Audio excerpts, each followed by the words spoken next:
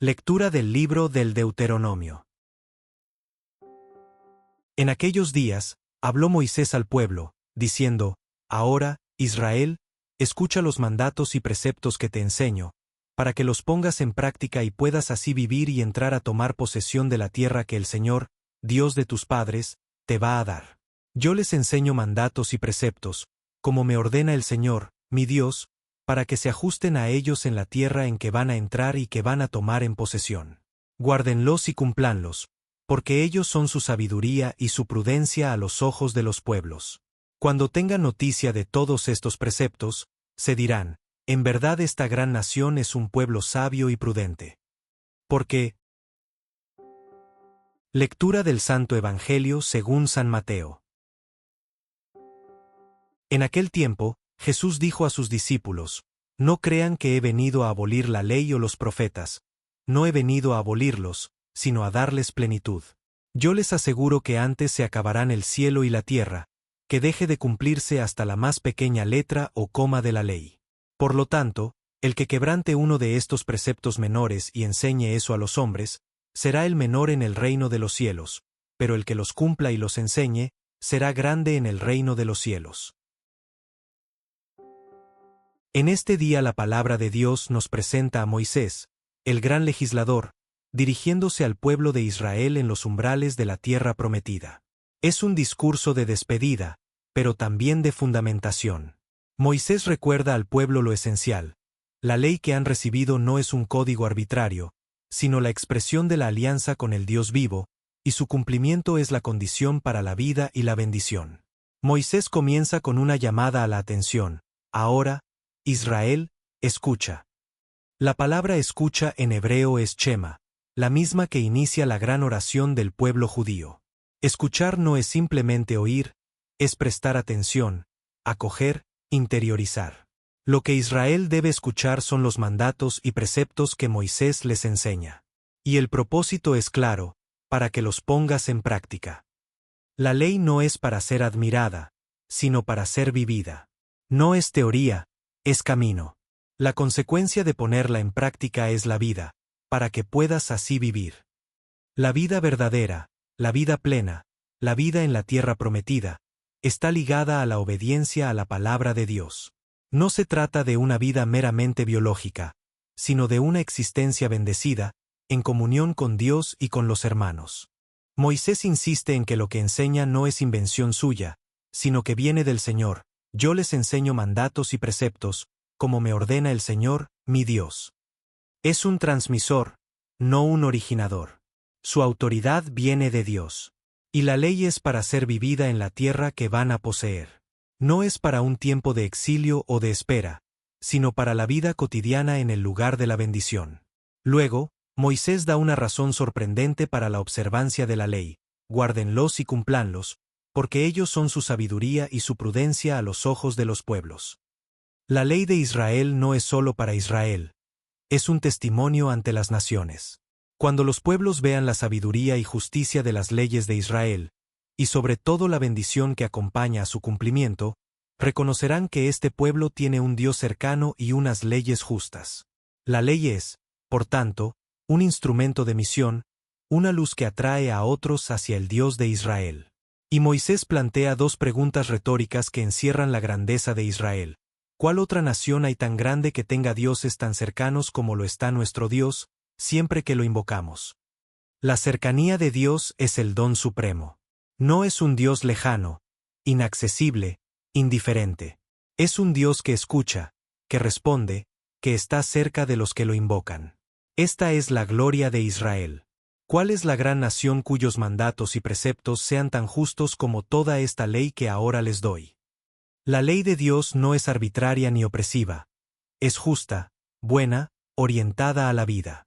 Es una ley que refleja la santidad y el amor de Dios. Finalmente, Moisés hace una advertencia solemne: no vayas a olvidarte de estos hechos que tus ojos han visto. El peligro no es la persecución, sino el olvido. Olvidar lo que Dios ha hecho, olvidar la ley, olvidar la alianza, es la raíz de toda infidelidad. Por eso Moisés insiste en que estas cosas deben permanecer en el corazón siempre.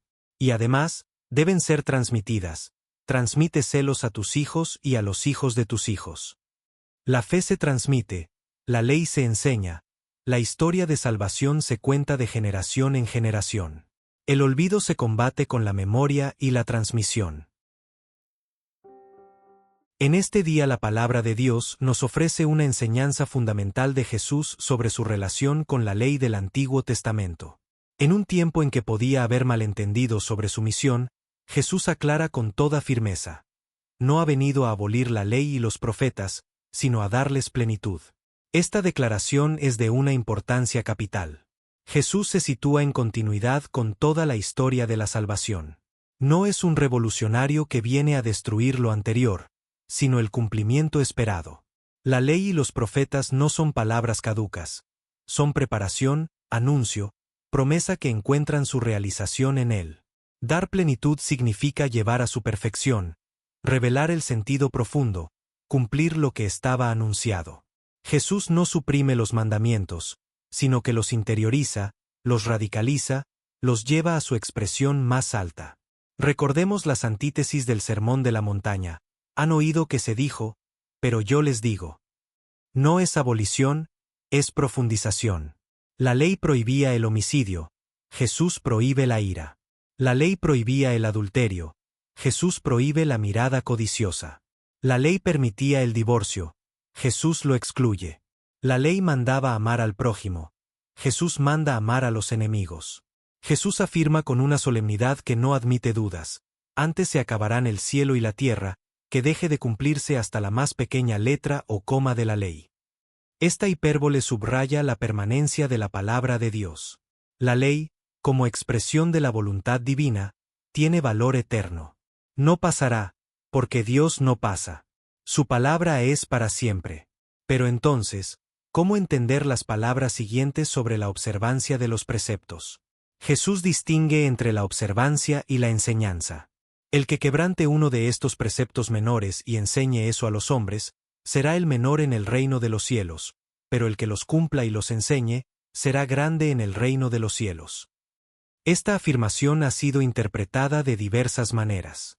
Lo que parece claro es que Jesús valora la fidelidad a la ley, incluso en sus aspectos más pequeños.